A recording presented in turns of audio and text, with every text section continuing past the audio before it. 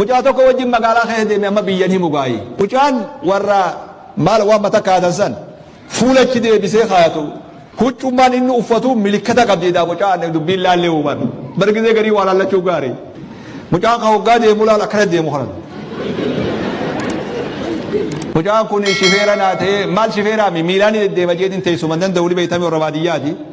ganda keessa na oofi jeeni na oofu jira bar illaa inni jammaanni deemsumaa fi uffatarraa wal beeka mucaa kana wajjin ganda tokko keessa hoggaa baan shamarran makiinan deemu nu hoggaa dhufu hey hey hey janiin isa kanaan duuba maaliif wal beeytanii jeen bar dubbii boo eegasii naa galtee bar idaa jammaanni nama fiini beekatu ammoo alhamdulillah mucaan sunnaa tawbatee bultii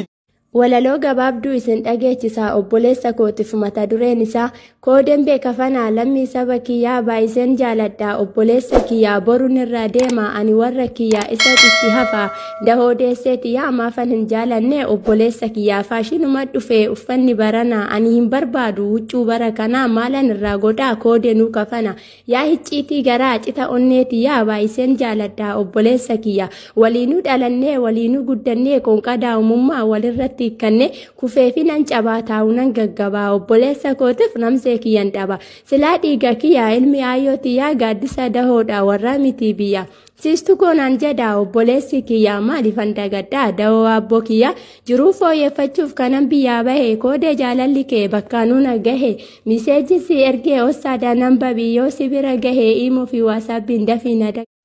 sharaa shargodhu garaa jaalalaattan godhu xinnoo sabbataan shabgodhu sabbanno yoo dandeesse akkan arguuf bara gaarii wanta qabduun na gargaari hin fagaatiin natti siqii ta'i michuu gaafa xiiqii jallina koo na qajeelchi fokkisa koo na bareechi yoo dadhabdee calluma jedhiitti dhiisi feetus diriirfadhuu ciisi yokiin du'ee yokiin fayyuu nan ilaalin millatteeyyuu garuu wantan si kadhadhu afaan kee narraa qabadhu dubbii hamminaan qartee gobaa nan waraaniin na dhukkubaa gargaarsi kee erga nattafee harrabaan nan wallaggattin dhaladhee ittan guddadhe salaalee haadha kootu booranaa abbaa kootu baalee akaakayyuun koo arsiidha wallu wallaalchisan malee hundeen keenya gujiidha harargeedha lalisnullee warri ganamaa oromdurii qe'een keenya karrayyuu gadaan keenya lalisee achii mul'ata harrayyuu amboo diina gombisuuf walloodhaa qawwee binnaa jimma buna facaafnee finfinneetti qalaa dhugnaa oromoodhaaf hin maluu tokko kolfee tokko boo'aa cirree waliin facaafnu oromoon gurmuu moo'aa adda ba'aa jettanii lakkinu yaddan baanu kaleessa tokko turre as geenyee laman taanu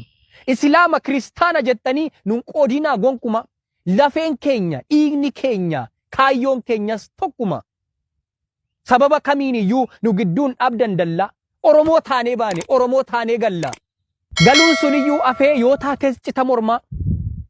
walirraa addan baanu fudhannee ajajorma jabbii miilli hidhame margaan hin badadinaa amantaan lakkooftanii kutaan nurra madinaa adda ba'aa jettanii lakkinu yaddan baanu rakkootti galle jennee warra wal gannuun taanu feetan qawwee keessa